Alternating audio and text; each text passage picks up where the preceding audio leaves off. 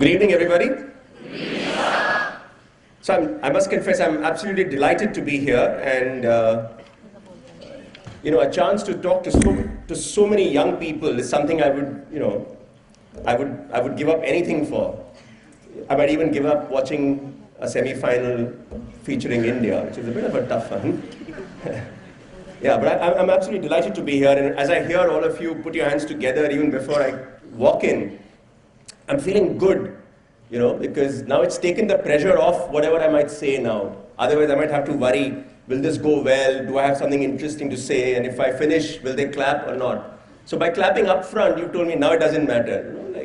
Now you can do what you like, and after this, we can all go home. So, good feeling to be here. What I'm going to do really is to try and share some thoughts on stuff that's worked for me, on things that I think can help people succeed. But more than that, I think what I'm going to do is to try and tell you some of the things that you can do over the next couple of years to make sure that you make the most of your time over here, and also that you make this, let's say, the beginning of great times ahead for all of you. Okay. So what I'm going to share really is stories. I'm going to share about 8 stories. And each of those stories will probably tell you something which can actually make a difference to your life. Some of it may be stuff you already know. Okay? And I think what happens is that we all sit over here saying, I'm waiting for this great moment of truth, something I've never heard before. And that's not what you're going to hear. You're going to hear something which maybe you'll say, yeah, that makes sense. I always knew it. But maybe I just need to practice it a little harder now. Okay? And that's really what I'm going to do. I'm also hoping we can have some fun. So all those of you sitting in the back rows, just watch out, yeah? If I see anybody nodding off, yeah, maybe I'm going to tell you now. Okay, there's going to be a quiz at the end of it all. 10 marks, nothing to do with Economic Times. Okay? All right. So before I tell you those 8 stories, I thought maybe it's a good idea for me to perhaps share with you a little bit about myself. So you get to know me a little bit. So let me start. As a little kid, I always had a dream. I wanted to fly, not a plane, but a kite. Okay, how many of you here have ever flown a kite in your life? Wow, that's quite a bit. And now if I might ask, how many of you have never flown a kite in your life? Okay, that's quite a bit too. Okay. So, here's the interesting bit. I grew up in Jaipur, little town, and anybody here from Jaipur? Oh, good. Lots of people. Yeah, great stuff. So I was, as a little boy, a dream for me was to be able to fly a kite. And, it's interesting. If you've flown a kite in your life, you will know that the toughest thing about flying a kite is getting started. Once the kite is up in the air, anybody can fly a kite. But getting started is tough. And what happens to many of us is that, we try and then we give up, okay? And we say, nah, flying kites is not good for me. I think I'll go and play marbles or I'll play Coco or something like that, We try, we fail, and then we give up. And I think it's a good lesson to remember that, if you want to do something in life, you've got to stick with it. You've got to stay on and say, I'm going to make it work. And that's when you'll find true happiness, okay? And here's the other interesting bit. If you want to fly a kite, to get started, the simplest thing you can do is to ask for help. So if somebody holds up the kite for you and says, let me hoist it, after that flying a kite becomes very, very easy. Is there a problem with that? Oh, okay.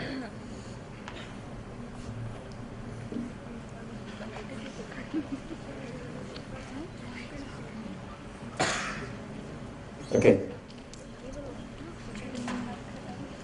You don't have to switch off the lights. It makes it easier for people to. Yeah, okay.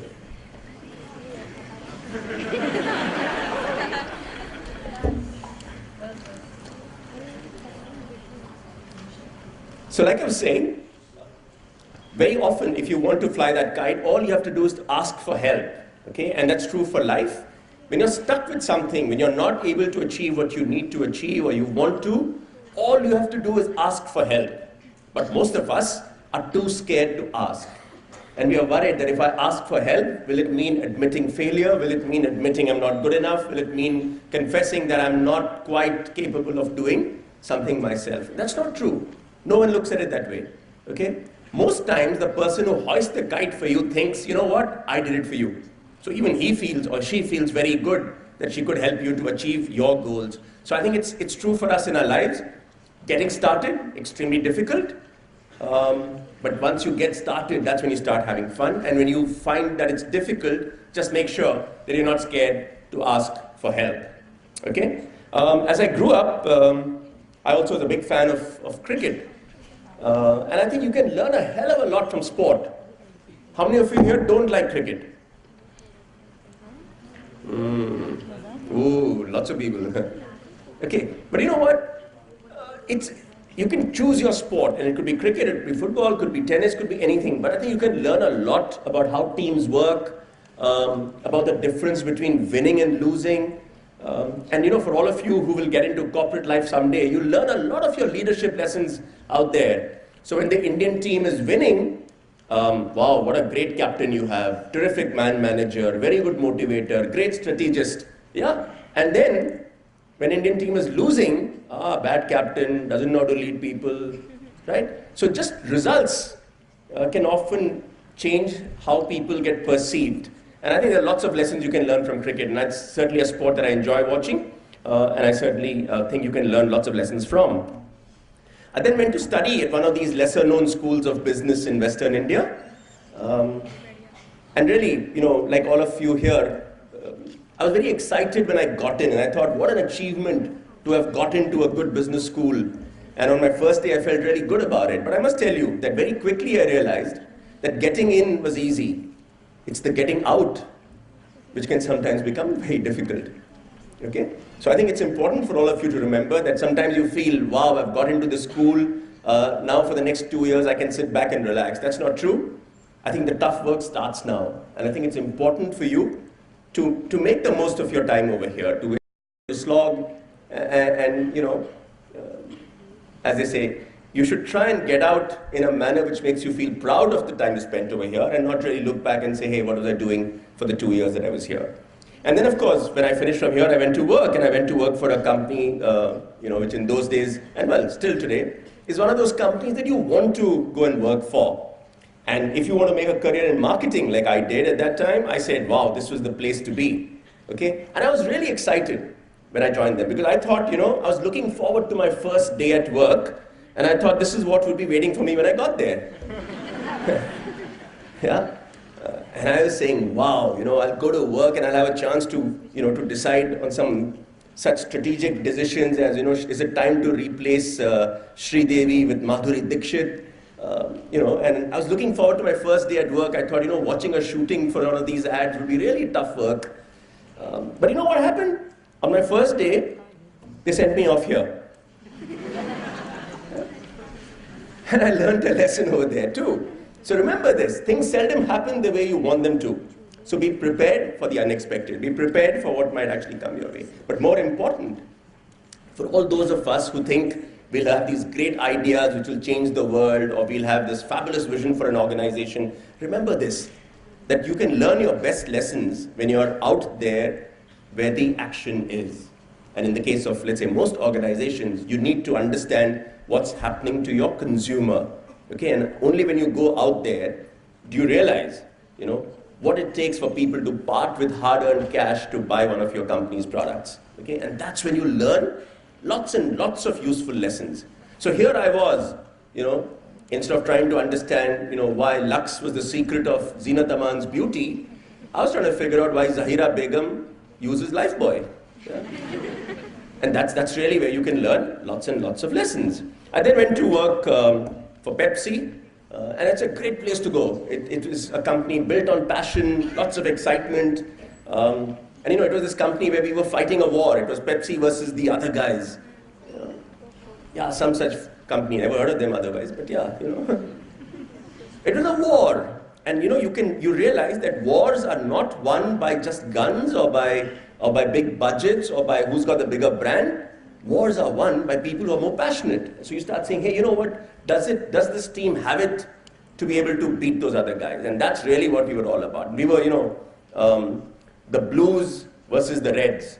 This was Pepsi versus, that other company. And I remember as a little, we got transferred. I was in Calcutta in those days and just moved in. And, we had lots of frequent transfers. So you used to always worry about the children. Will they adjust to a new school? Will they make new friends?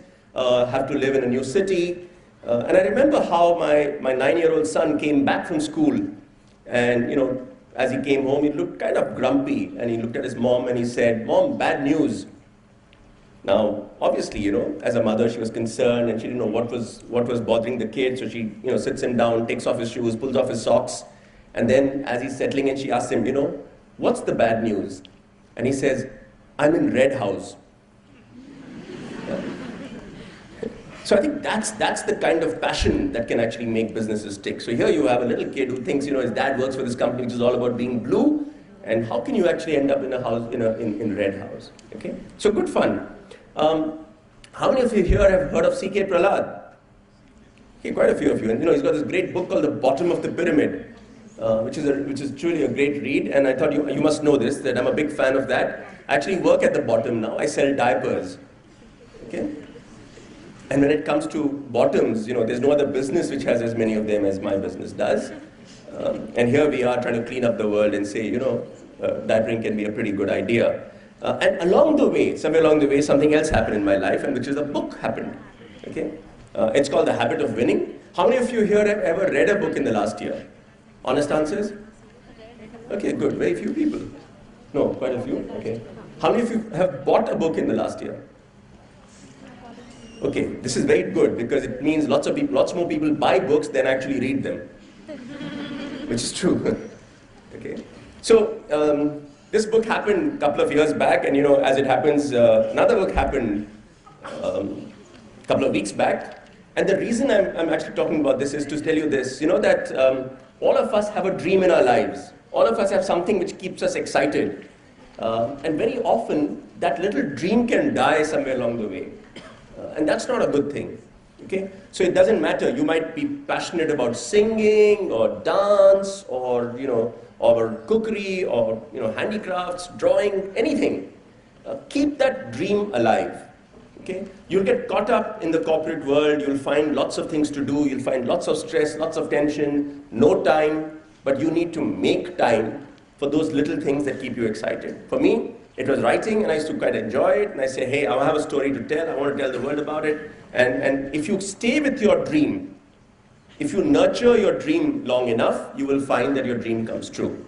Okay? So never mind what you do. And for many of us then, our true satisfaction, our lives can get defined by several things. But you will find that you get a lot of joy out of making your dreams come true. And it's not necessarily about, getting stuck in what work might look like. Okay, so work hard. Make sure you get your role at work right, but keep that dream going. Okay, so that's really so much about myself. And what I'm going to do is to try and tell you now some of the stories. So let me start with the first one, and this is the story of a statue, the statue of David. Okay, it's in a place called Florence in Italy, and it's this 20-foot tall piece of marble, an outstanding piece of work. Okay. Everybody who goes to Florence or who goes to Italy and sees this comes back impressed and says, wow, this is truly stupendous. Not everybody comes back knowing the story behind the sculpting of David. Okay? The story goes that this piece of marble, 20-odd foot long, had been lying for many, many years. Okay? Lots of sculptors saw it, and they were approached to say, look, would you like to make something out of it? And they all looked at it and said, this is worthless. It's a flawed piece of marble. Okay? Most people saw it and said, this is a flawed piece of marble, and didn't want to do anything. And for 20, 30 years, that piece of marble was just lying there, until young Michelangelo came along, and he said, you know what, let me try and make something out of it. So he takes this piece of marble, and he says, I'm going to do something with it. And he takes it to his workshop.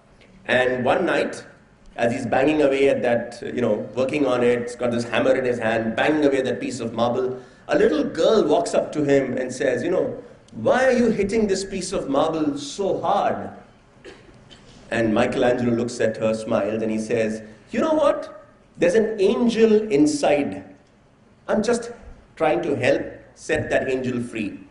Okay? There's an angel inside that piece of marble. All I'm doing is to try and help set it free. And if you think about it, all of us, in some senses, are like that piece of marble. Okay? We've all been dismissed as flawed, as worthless. At some stage, somebody's looked at us and said, "Bekar hai, kuch nahi karne wala hai." Yeah? But the truth is, there's an angel inside. There's a winner inside each of us. There's a leader inside each of us. Okay? So here's a good lesson to remember. As you spend the next 2 years over here, don't always think of what do I need to take in, what do I need to get to become a better person. Very often, it's about getting rid of some of those unwanted pieces of marble, get rid of some of those cobwebs, and just allow the angel inside to come out. Just allow that leader inside you to emerge. And, don't ever doubt the fact that just because somebody said this piece of marble is flawed, or somebody said that this is useless, don't let that affect your sense of self-confidence. Remember this, there's a leader inside you. There is a winner inside each of us. And all it takes is for someone to come and help you to chip away those pieces of unwanted marble, to take away some of the stuff that's not required. And as you do that, that winner inside actually comes out and emerges. So good lesson to remember. There's a leader inside you, there's a leader inside each and every one of us. My second story, okay, really goes up all the way to the Himalayas, okay? That's a picture of the world's tallest peak, Mount Everest. Yeah, and everybody knows that the first people to climb Mount Everest were, that's right, Sherpa Tenzing and Edmund Hillary, Sir Edmund Hillary, okay? 2 people. So I have a question for you, okay? And if I was to ask you that if 2 people want to climb a mountain, what do you think is the most important thing they need? Yeah?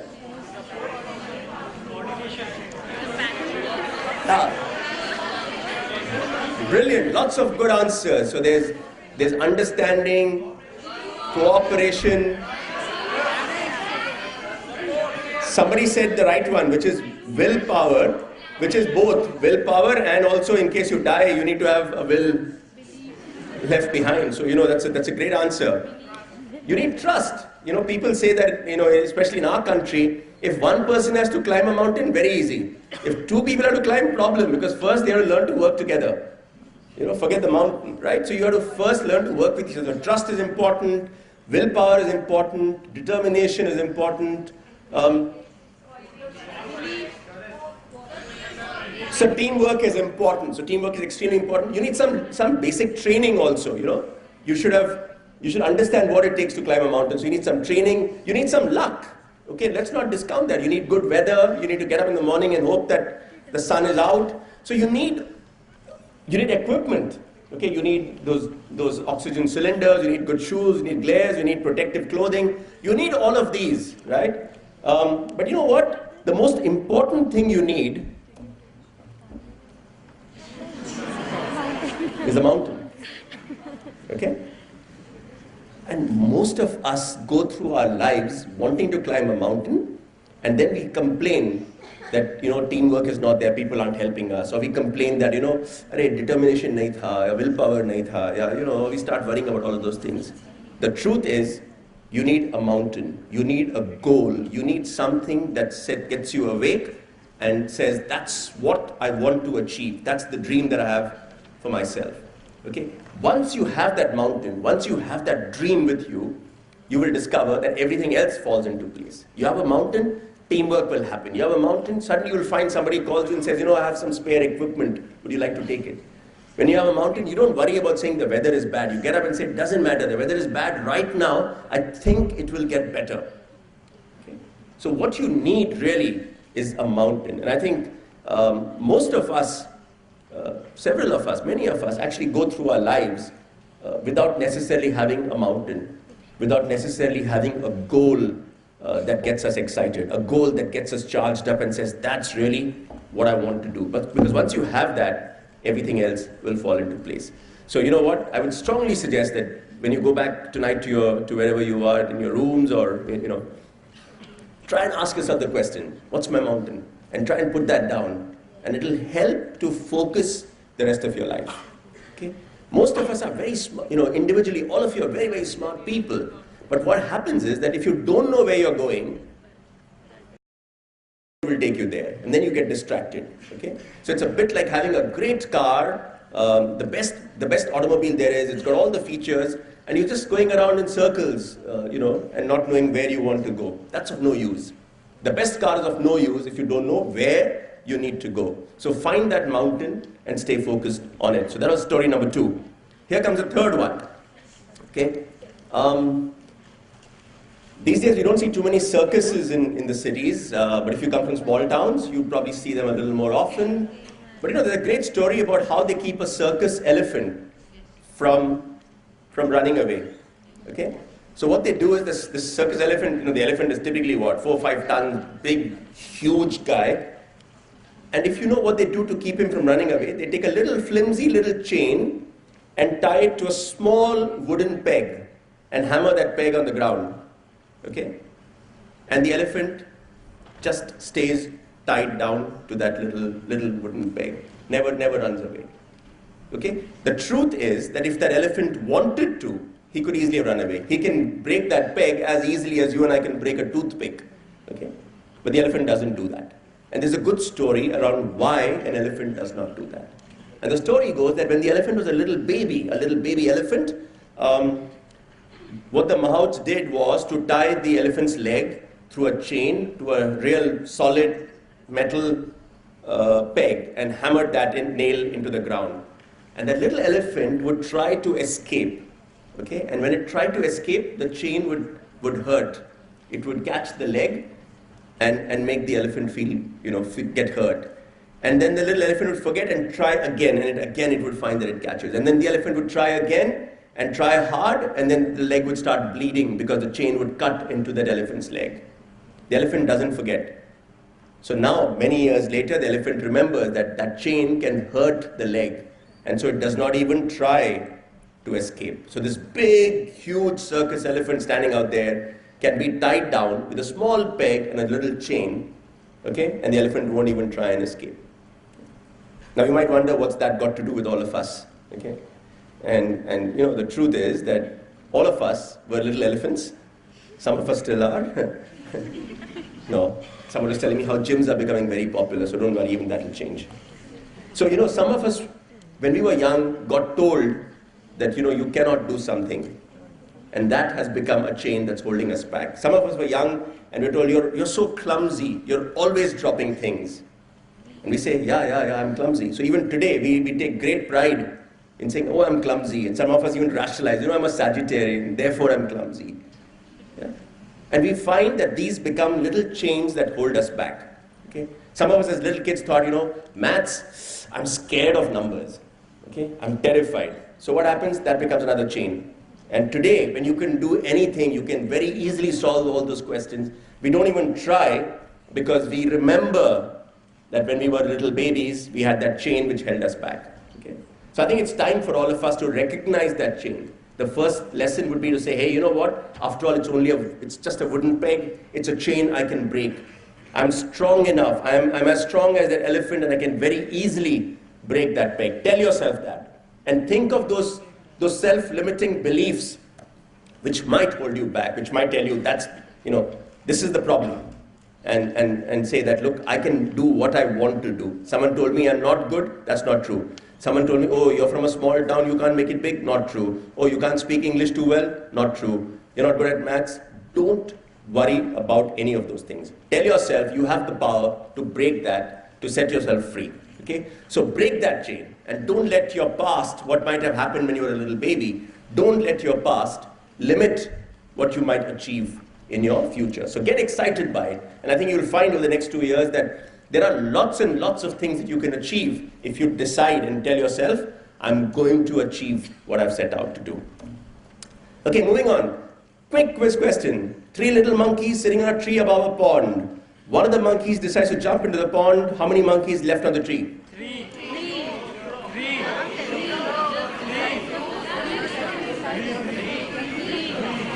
Yeah, so okay. I was hoping somebody would say 2 because I was hoping someone would get his maths right, but yeah. So the answer could be 0 because you'd argue that when one monkey jumped, everybody would jump. Is that that's the thinking? Yeah, and somebody says 3.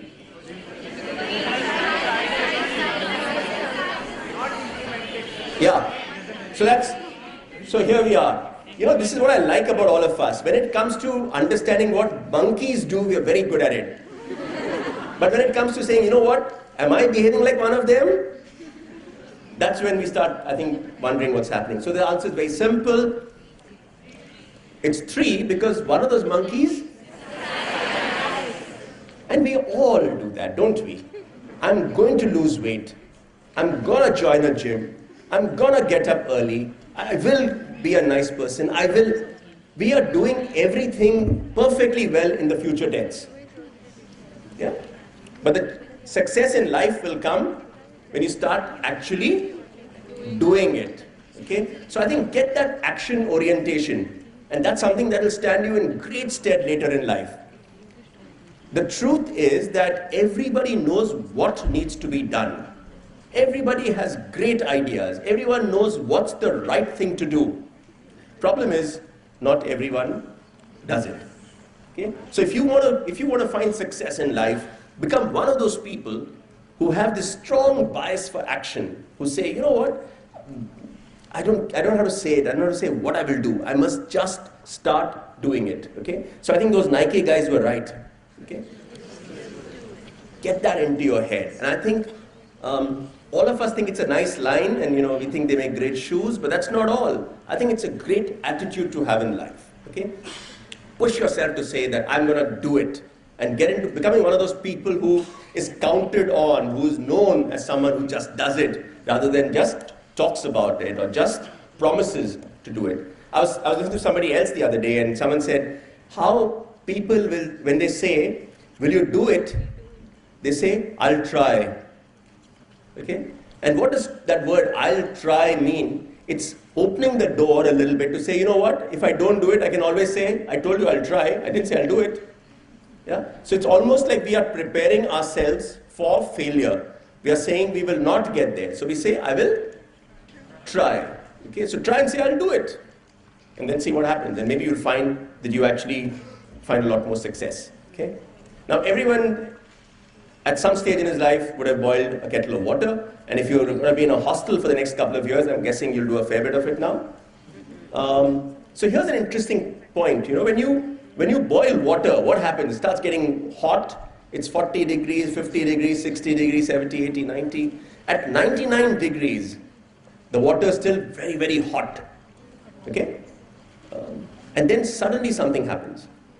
From 99 to just one more degree. At 100 degrees, water evaporates, becomes steam. Okay? And steam is very powerful. Steam can move turbines, steam can give you electricity, steam can move engines.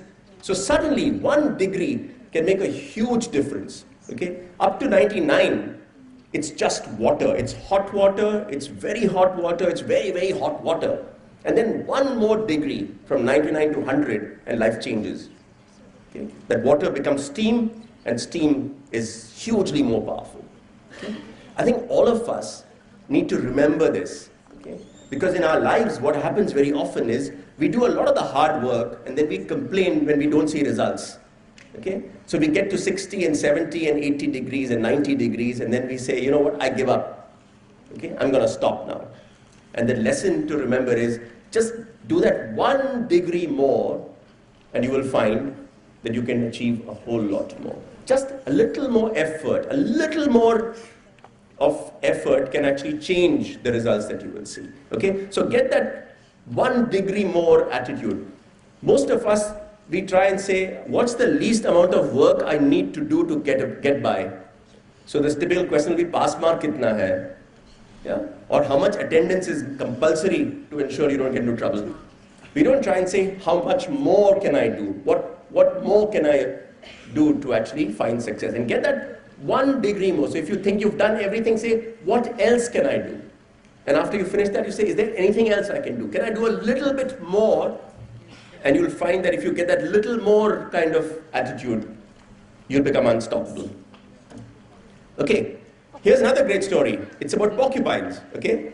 And the story goes that this was, porcupine land. It was winter and really cold, and the porcupines were beginning to die because it was freezing. So the head porcupine decided to call a meeting, and all the porcupines got together in a subway, and as they were sitting and discussing what they should do because it was getting so cold, they suddenly discovered something interesting. They were all together, and they found that by being together, they suddenly were creating more warmth. Okay? And because they were creating warmth, they could survive the winter. And suddenly the solution was staring them in the face. All they had to do was to be together, and the cold was taken care of. So they said, wow, what a good thing. And they started to stay together. And then suddenly something happened. Some of the porcupines started complaining, you know what, this warmth is nice, but that fellow's quills are pricking me. They're making me uncomfortable. I don't like it. Okay? And because they were pricking them, they decided to leave and go away. They said, I don't like this, This guy's hurting me. This guy's pricking me. He's too close to me. He's pricking me. And they decided to go away. And when they went away, what happened? They died. Okay? So the cold got them. Okay? And if you think about it, okay, for all of us in our lives, we are like these porcupines. We need family. We need friends. Okay? They are the guys who keep us warm. They are the guys who will ensure that when there's winter, when things are getting too tough, they'll protect you. They'll take care of you. And what happens? While we're being protected, we say, irritates me no end. Yeah? She's really getting on my nerves. She's getting on my toes. And we start finding fault with all the people who are closest to us. And then we walk away from them and say, this is not what I want in my life. And I must tell you this, that as someone who spent 2 years in a school like you guys will, some of my best friends in life were friends I met and made when I went to business school. Okay? So I think you should make the most of this opportunity to find friends, make friends, but more importantly, learn to keep friends.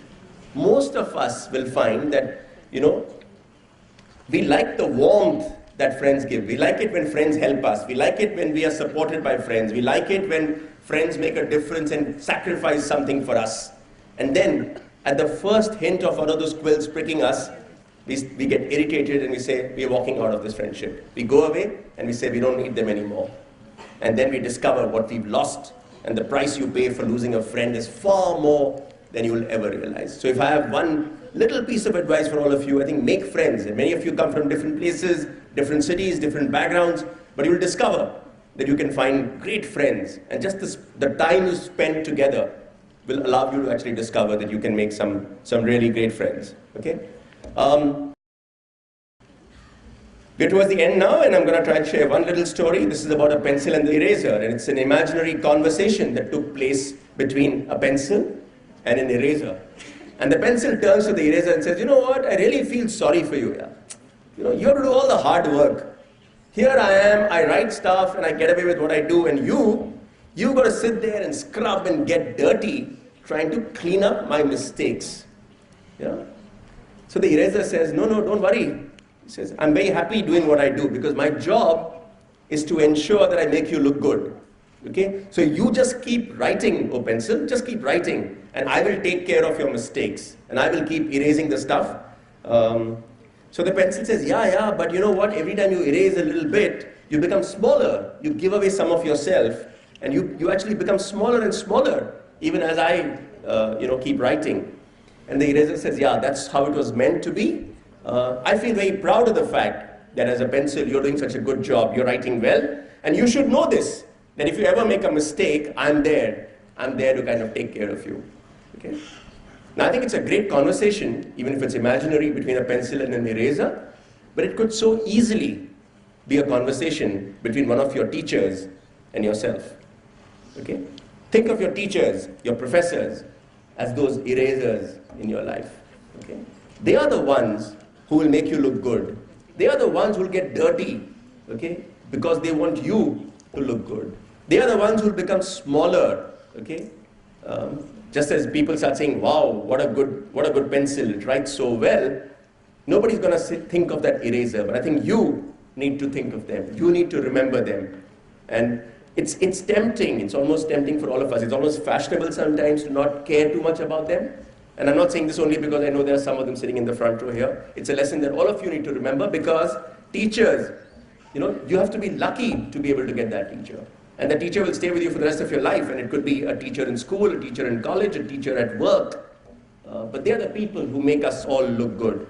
So learn that, and I think learn to respect your teachers. I think it's an extremely important one. And it's not something that, you don't necessarily realize it while you're there, because it's tempting to believe, oh, I'm such a great pencil. Everybody says, wow, I write so well. People are reading what I've written.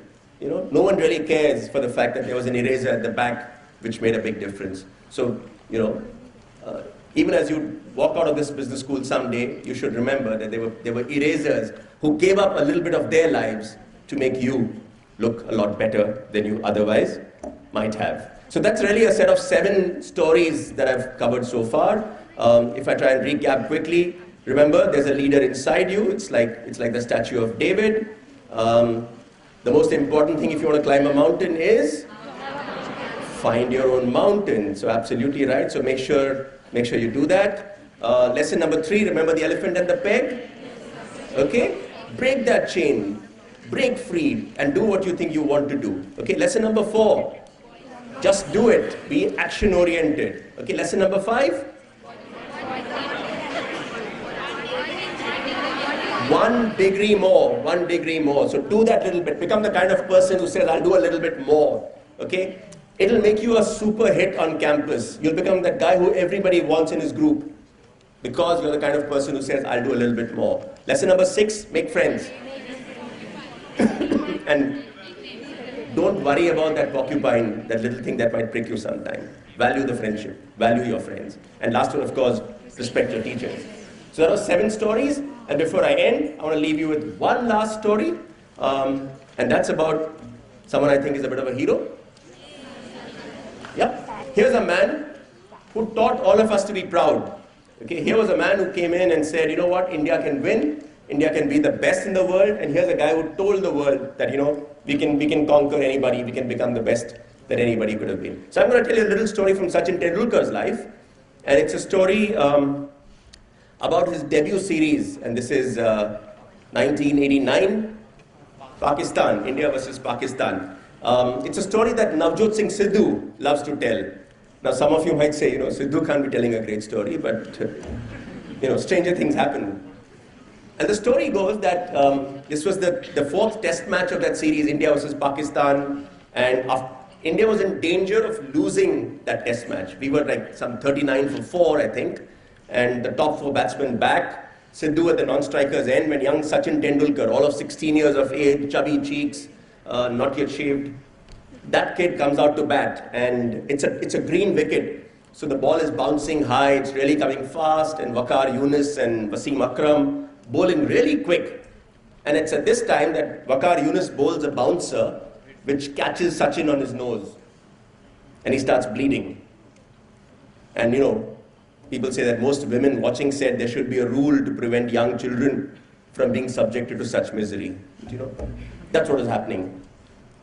And then, Sidhu says, here was the sight, Sachin Tendulkar, young kid, white shirt, bleeding, glove, blood on his glove, and blood just coming out of his nose.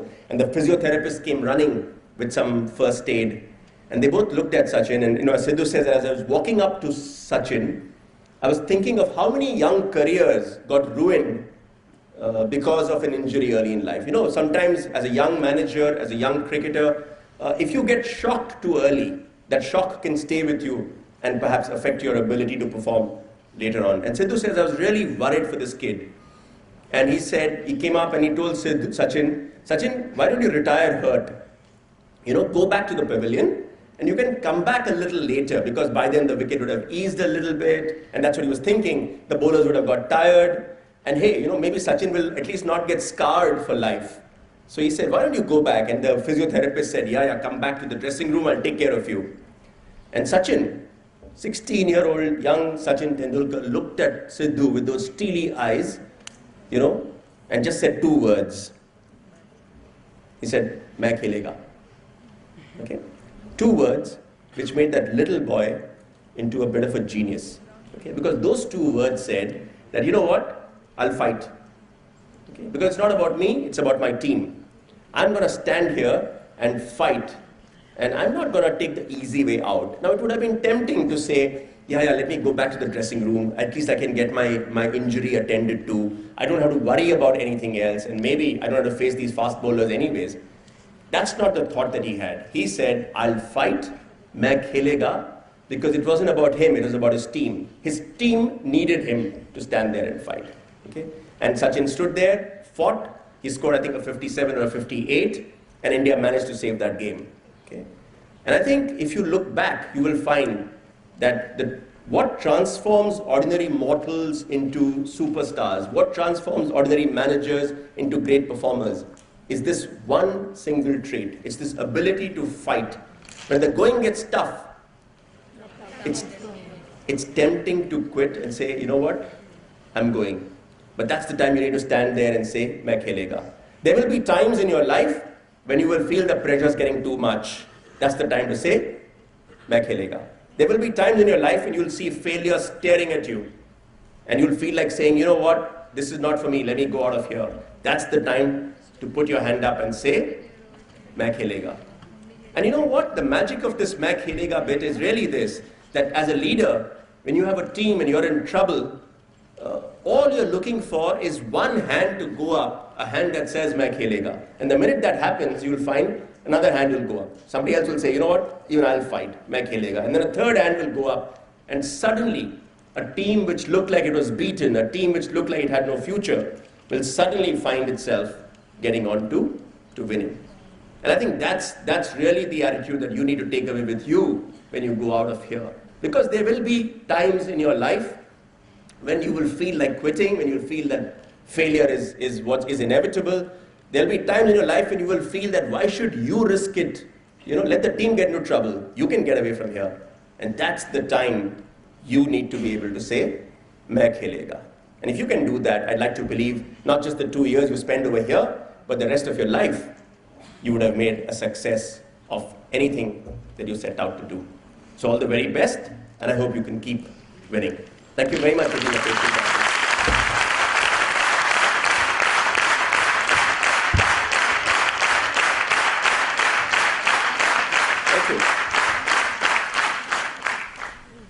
The stage is open for questions. It would be very kind of you, sir, if you could give you a few minutes to answer the queries of our student managers. I'm good. Any questions?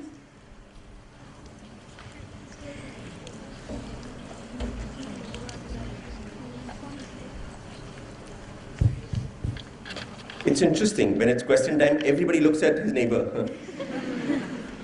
Or her neighbor. Yep. My name is Aditya and I'm a student manager of VM HR. I have a couple of questions. First thing is, how is it to head an FMCG company at this age? And the second thing is, have you planned your career earlier? I mean, have you dreamed of becoming one of the #1 person of an FMCG company? Okay. Thanks, Aditya. So there were two questions. Could you all hear him? Yes, sir. Okay, great. So I'm not sure I understood the first one when you say, what does it feel like to be the head of a company at this age? Is it too early or too late? I'm not sure. Yeah, you know, I don't think I see myself as necessarily saying I'm the head of a business. I just think I'm lucky that I'm part of a team which seems to be getting it right, which seems to be doing something which is interesting. And I think, which links to your second question, which is, do you plan it? I don't think you can plan some of these things. And I can almost guarantee that if you try and plan to say, I will become the head of that business, I'm not sure that's a great way to define what success in your life might look like. Maybe you want to define goals about what makes you really happy. Okay? And if you do that, success will come along the way, and you will find that you achieve things that you might have wanted to achieve. The problem with saying that I will become the, the managing director of an FMCG company, the problem with that is everything else looks like a failure. So, you might get there, let's say 30 years after you start or 20 years after you start, but those 20 years will look like failure because you can wake up every morning and say, I'm not there yet. But maybe a better idea would be to say, I want to make a difference. I want to do my job well. I want to be a good part of a team. I want to contribute, I want to make leaders, I want to be a guy who teams just love to work with. And you will find that those are the things that will make you happy, you will achieve those goals, and along the way, because you do all of these, you will find that the other goal also comes true. I don't know, I'll stay with another cricketing example. I don't know if you've heard of a cricketer called Zimomo. Anybody has heard of a cricketer called Zimomo? Nobody. Now most of you would say, yeah, so must be unheard of. Was he from where? So I'll tell you he's from India. Anyone heard of him? No one's heard of him. So we could look at his life and say, hey, is he a failure? I'll tell you who Zimomo is. He's the first, sorry, the first cricketer from Nagaland to play in the IPL. Okay? And he didn't even play. He got selected to play for Kolkata Knight Riders. He was in the 18-man team and didn't even get a chance to play a game. Okay? So we'll say, yeah, failure. Didn't play cricket for his state, didn't play first. Did he come into the India team? He didn't. So we could say his life was a failure. But you know what? If you go to his house, you'll find his mom sitting there very proudly and she'll show you pictures. See, my Zimomo is standing with Saurav Ganguly. And see this? Ricky Ponting is putting his hand on my son's shoulder. And you know what? She'll show you video clips of the team practicing in Eden Gardens. He's a hero. For Nagaland, he's a big hero. And I think we need to define our lives as successful by saying, hey, did I achieve what I could have achieved? Did I give off my best? Did I give 100%? Did I do that 1 degree more? And did I live my life the way I wanted to? If you say yes to all of that, you're a success. Not everybody will become Sachin Tendulkar. Not everybody will become CEO. But that doesn't matter.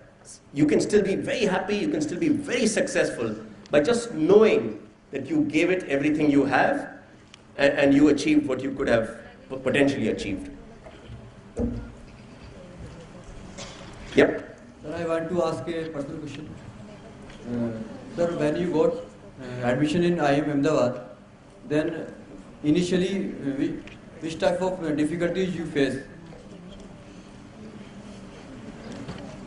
Yeah, like I said, one of the bigger difficulties is that very quickly you realize that getting in is not the big deal, getting out is the big deal, you know, and just being able to graduate from there can become a bit of a challenge.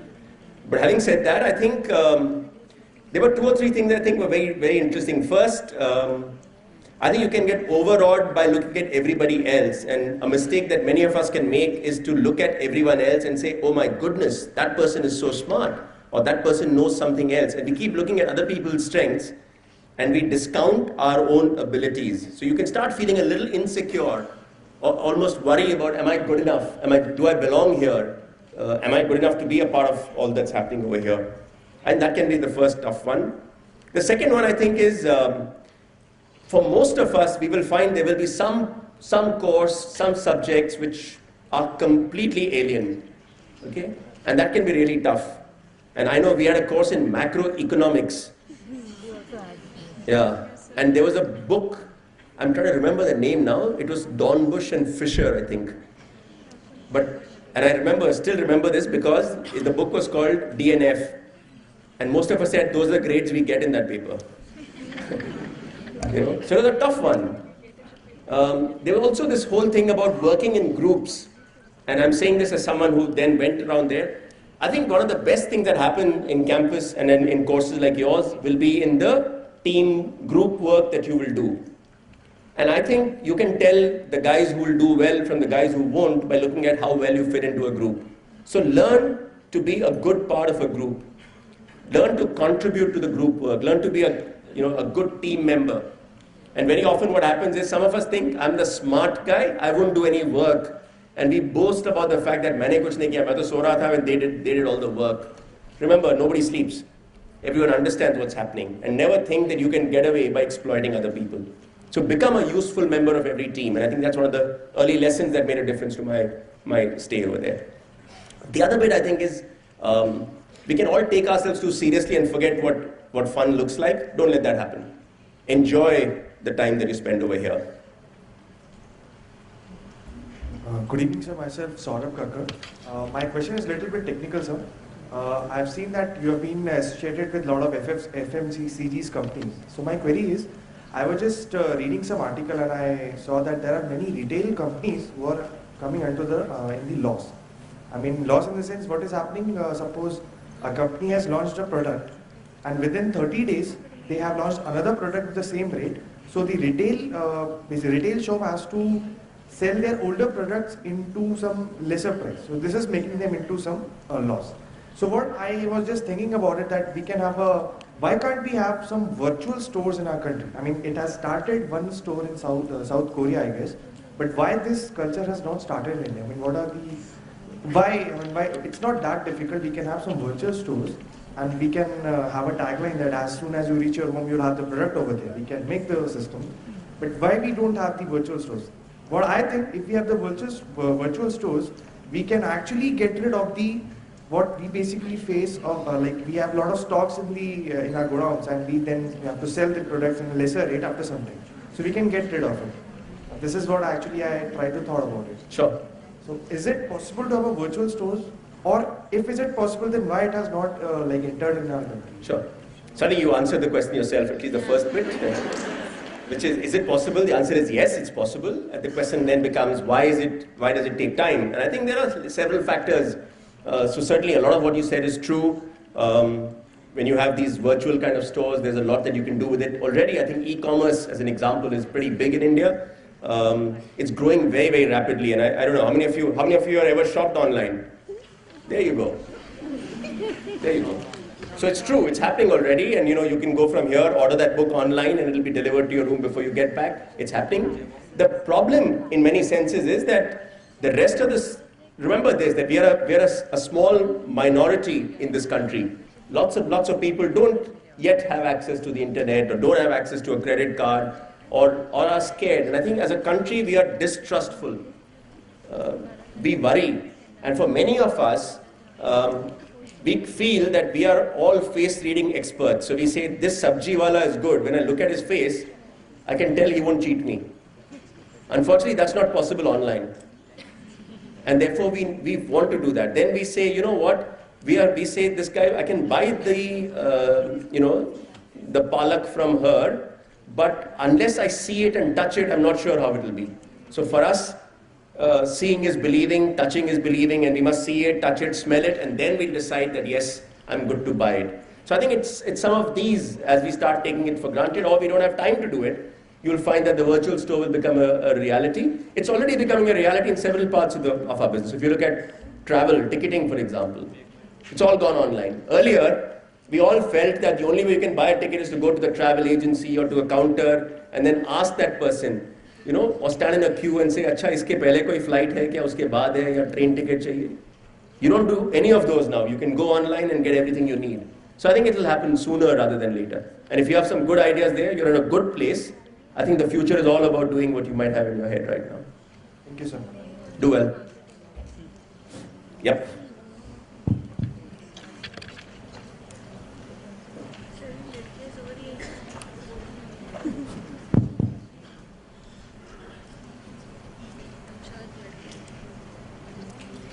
Hello sir, I'm a student manager from the PIM. So I just want one question. My name is Mohammad Isham Kaki. So how to overcome with our communication skill regarding our teamwork management? Okay. Most of us think communication skill is this ability to speak. I would argue that that's probably like less than 10% of what communication skill is. So let's start first with God. When He made all of us, and He's a pretty good engineer, He gave us one mouth and 2 ears. And then the thinking was that you should do twice as much of one as the other. So first one, learn to listen, become a good listener, and you'll find that you communicate a lot better. You also communicate through intent, through being able to just action. Okay, so what you do probably communicates a lot more than what you say. So don't get too caught up in this entire area of communication as being restricted to how you speak. That's not the big deal. Okay, and these days, if you look at you can learn that very, very easily. Learning to speak a language or learning to say a few words can be learned. But what's in your heart is more difficult to change. What's in your head is more difficult to change. And if you've got those right, if you're genuinely a good guy, and you're the kind of person who people say, yeah, fit guy, this is the guy I want to have in my team. I like to be with this person. I like to work with him. I think the guy does a great job. Suddenly you'll find no one says, can't communicate too much. So you'll find in cricket, all these guys come for Man of the Match awards, and Hindi में बोल लेते हैं या फिर बोलते हैं sir हाँ वो भी सही है, धोनी सर ने कहा कर लो, मैंने कर लिया, क्या किया कुछ पता नहीं है. Bowling अच्छा करता है, right? Nobody will complain that there is a communication problem. So don't get caught up in in trying to improve the wrong bits of what you need. It's important, but it's only a small part of what you need to do. Thank you, sir. Yes, sir. So which was the most challenging position that you had in your 25 years of corporate service? Management trainee. First job. Sorry? First job. First job. Going to work as a management trainee, no idea of what the business looks like, and thinking I have all the answers in the world. That's probably the most challenging, honestly. And what happens is that it's the time when you're supposed to learn, and you think you come out of business school, so how can you tell someone you don't know what is happening? So you try and walk through the first few months thinking, I know everything. And that's the biggest mistake you can make, and that makes your role even more challenging. So learn to be modest, learn to ask questions, learn to admit ignorance. Say, I don't know. And if you learn to say, I don't know, suddenly you learn a lot more than if you try to pretend, oh, I know it all. Yeah. Good evening, sir. Yes, sir. Yep. So who do you think is better, Pepsi or Coca-Cola? Say that again. Say that again. So who do you think is a better company, PepsiCo or Coke? ये भी सवाल है कुछ यार क्या बात है? So in the coming future, what do you think about them? Yeah. So I'm glad you're asking what do I think. I think Pepsi is clearly. Thank you, sir. So there was an old ad which said, say no to drugs, say no to marijuana, say no to LSD, say no to Coke. Yeah? And then it goes on to say, you know, Coca-Cola and Coke are the registered trademarks of the Coca-Cola Bottling Company, Atlanta. Pepsi is the choice of a new generation. So, you know, big difference. But having said that, Coke is a very nice company. I'm sure they do well. It's just that, you know what?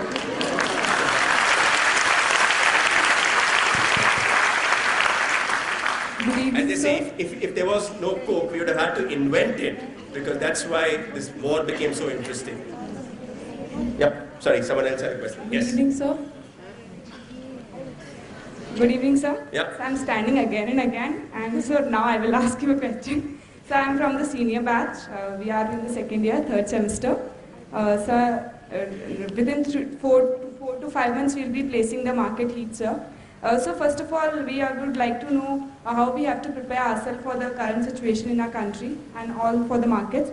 And secondly, sir, we have not started our careers yet. So it's like how we have to go in front of that. And have you ever changed your career? You have started with I've heard you have started with marketing, right? So you are till now still into that. Yeah, it's easy to career and so on. So first we like to know, sir, how to start with it, to prepare for it, and then how to go for it, sir. Okay. You know, life is an interesting experience, and very often we think there are these different stages and everything will change. That's not true. So it's not like you need to prepare for what might lie ahead of you. I think you've spent the last several years preparing for it. So don't worry about how will I prepare for it. You don't have to prepare. You should just stay true to yourself. Don't try and be something you're not. You know, don't try and pretend to be something that you're not. Just let the real you come out. And if the real you is of a certain kind, remember that there's a leader inside you, there's a winner inside you, and somebody will value that. So don't worry about trying to be something else. The problem for many of us is we spend a lifetime trying to be like someone else. The truth is, you can only be the best you, and no one else can be as good as you in that sense. And that's how you want to look at your life. So don't worry too much about preparing for it. I think what you should do is be real. I think sometimes the reality check can come in the sense that we think you have to work very hard. We think we don't have to be independent. We sometimes can ride with everybody else. And when you start going to work, you'll find, thank you very much. You'll find that it's time to now kind of stand up and be counted, do things on your own, take responsibility, take ownership. All these become sharper. It's not like it changes. I'd like to believe that they are true throughout our lives. Go to work, believe in yourself, believe that you're getting into a good thing. Don't keep looking at what's missing. One of the mistakes that we all make is we go to work and we think, I'm not good enough. Okay, I've done this, but I'm a great HR professional, I've done very well, but my maths is very weak. You start worrying. Will on my first day, will my boss ask me a trigonometric question and will I get into trouble? No one ever, the boss doesn't know it. So there's no question he's going to ask you that. The other bit I think is be optimistic. I think too many times we can all start thinking, the company is not good enough, my boss is not very good, my salary is not very good, the work environment is not very good. Everything can get better. Yeah, but it doesn't get better on its own. It gets better when you start thinking that it's a lot better. So it's up to you to make that difference. So I think believe in yourself, take ownership, be optimistic. And now about changing careers, I think it's a myth. This bit about changing careers it's nothing like a changing career. You got to keep contributing. You got to keep learning something and you got to keep doing something. And if you learn more, it increases your value to the team, it increases your flexibility. Okay?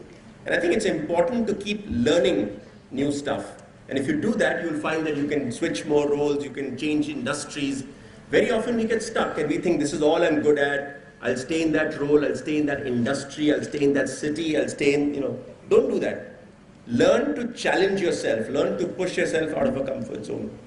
There was a research done somewhere in England which showed that footballers who are double-footed, who can kick equally well with both feet, get paid a lot more than footballers who can kick with one foot. Why does that happen? It happens because they become more valuable. You can put them in any position, they can kick from either side, suddenly they become more valuable. And I think all of us must learn this, that we all typically think of ourselves as one-footed footballers, but if you want to do well, train the other foot.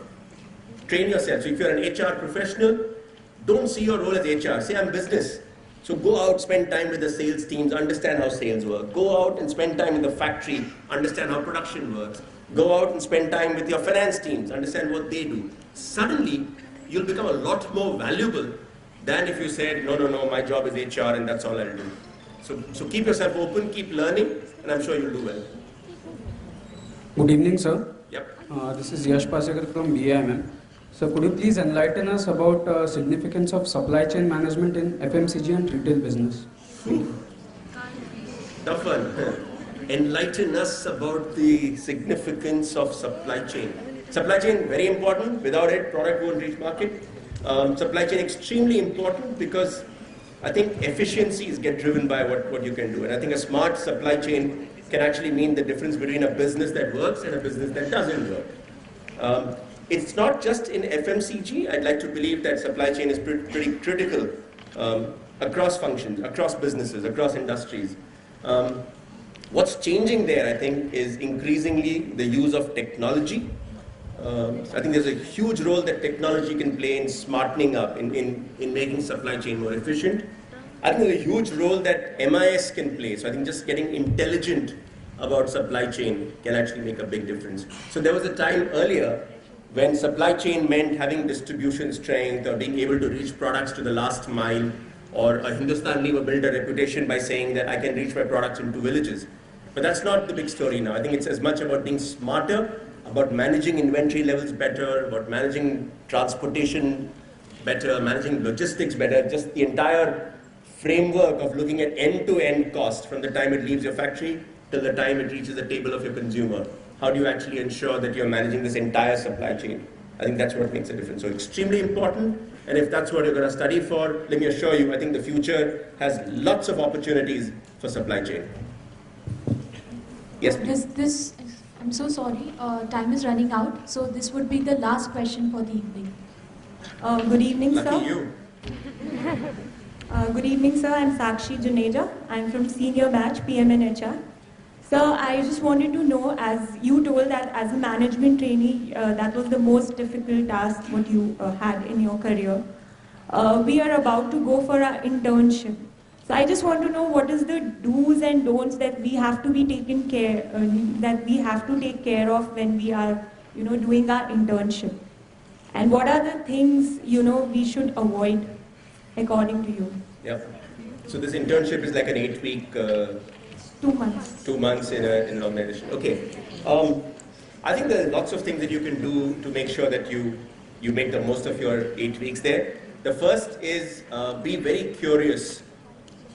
You must want to learn, and don't think of these 2 months as it's a compulsory requirement from the institute that I need to spend 2 months in a. Don't look at it like that. Look at it as, hey, what a fantastic chance I have to actually go and learn how a real business operates. So try and be curious, try and learn, try and make friends with people out there. I think try and impact in the time that you spend over there. Don't try and think about, I'm so lucky, no one's asking me any questions, I can go home early or I don't have to work too hard at it. Try and ask yourself, what more can I do? Think of those 2 months as your best chance to impress people and show them what you really are. Try and tell yourself that, every time I walk, I've got this huge placard in front of me which tells everybody who I am and where I am from. And if I do anything which is not top class, people will say, hey, everybody will know that this person is doing a lousy job. So, take pride in your work. I have found that people who do well in their summer internships are typically people who are curious, people who want to work hard, people who want to deliver results. And I think that's an important one. It's not try and ensure that you've made a difference. Try and set yourself milestones and say, I must achieve something, I should have delivered something. And not spend all the time in, I'm gathering information or I'm trying to put it together. Don't do that. Try and make sure that you have some output that you can share with people. So many of the times you think and you cannot implement. Like we have heard that Six Sigma is totally different, and what is applied in the organization is totally different. It's not actually what is required to. So how do you convince the people who are working for 30 years with the same process? How do you change the process? Yeah, so be careful that you don't, in 2 months, you're unlikely to be able to change processes. What you can do is to try and put together tools that can help people see the light. And that's what you should try and do. So if you try and set yourself a task of saying, you know what, I'll tell you what Six Sigma is. You guys, you've been running a business for 30 years, you know nothing. Ain't gonna work. You may be right, but remember, you'll have 30 years after that to go and change them, and chances are some other summer trainee will come in after that and tell you, your 30 years, say, same thing she's doing, doesn't know how to change. So be careful. And I think that's the other one. Don't, all of us grow up looking for mistakes, right? We see something and we can tell what's wrong. We don't see what's right. And maybe in the early stages of your career, try and look for what's right. And say, hey, that's great. Now, how can I ensure that this can now be spread into more places? Rather than constantly say, let me tell you what's wrong. Because remember, there's very little credibility if after 2 months you come and say, you know what, in page 437 of my textbook, they told me what Six Sigma was. Somebody will tell you that was a typing mistake or, printing error. That's what you got it that way. So it won't work. Yeah? Thank you so much. Hello, sir. Thank you. Yep. Last question. Sorry to bother you. I have a couple of questions actually. You just ruled it out by saying a couple of questions. Say one and you might get a chance. Go on. Okay. I'll ask one. First of all, I would say that it feels proud to know that someone of your state is another So, hello? Yeah, what I was saying that it feels proud to know that someone of your stature is from Jaipur. I'm also from Jaipur and who's also... Yeah. So I'll start with my question here. Go ahead. A year before I was reading about PepsiCo and the marketing strategies they follow, and I read about that in Africa somewhere, they changed the name of the product from Pepsi to Pespi because the people there couldn't pronounce Pepsi, so it was affecting the sale of. So what I wanted to ask that things like this aren't taught in MBA colleges. So how do we inculcate qualities like this, the changes to bring, and do we really get the freedom to do so? Simple, just go to Africa.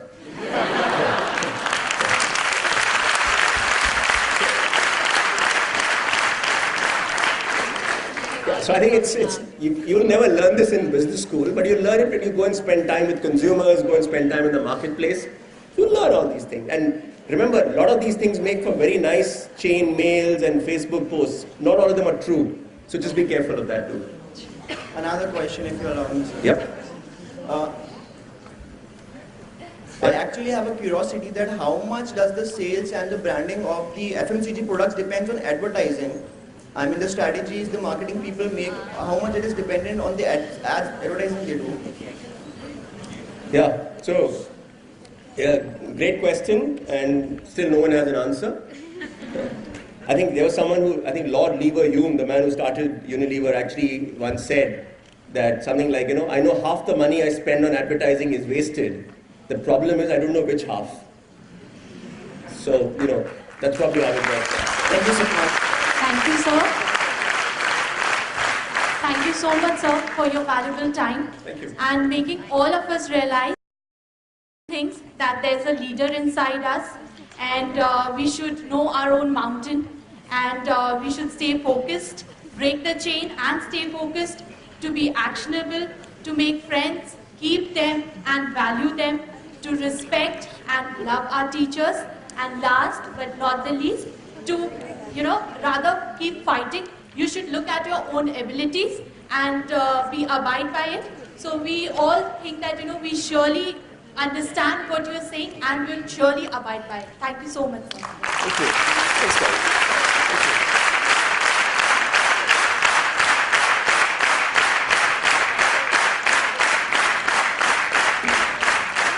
May I now request Dr. K.K. Vellary, Director BIIB, to present our guest with a token of appreciation from our side.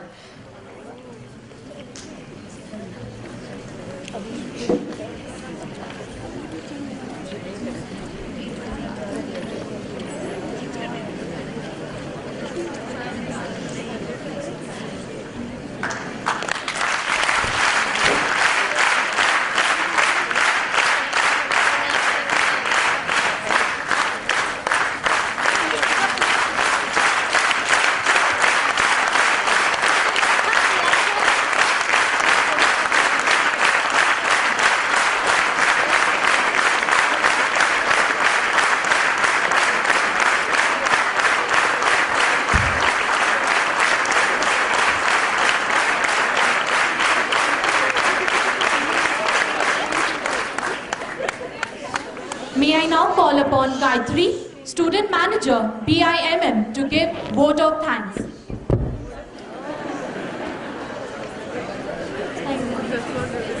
Ladies and gentlemen, please be seated first of all. I, Gayatri Girija Soman, Student Manager, BIMM, express our profound gratitude to our guest of honor, Mr. Prakash Iyer, sparing his valuable time to grace this occasion and address the student managers of Sri Balaji Society. Sir, we are enlightened with your words of wisdom. It was elected to hear from you. We definitely look forward for more frequent interactions in and off the campus. Thank you, sir. With this, we come to the end of the session. Thank you.